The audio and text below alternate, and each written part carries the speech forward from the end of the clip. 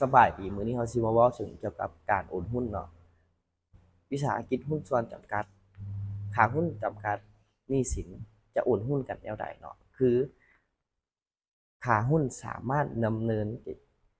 การโอนหุ้นของผู้เกี่ยวได้เลยโดยที่บ่จำเป็นต้องให้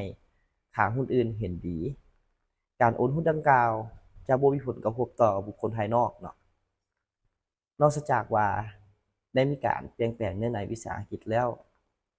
ในก่อนหน้านี้การโอนหุ้นมีจากประเภทเนาะและมีวิธีแก้ไขปัญหาแนวใดหนึ่งละแมน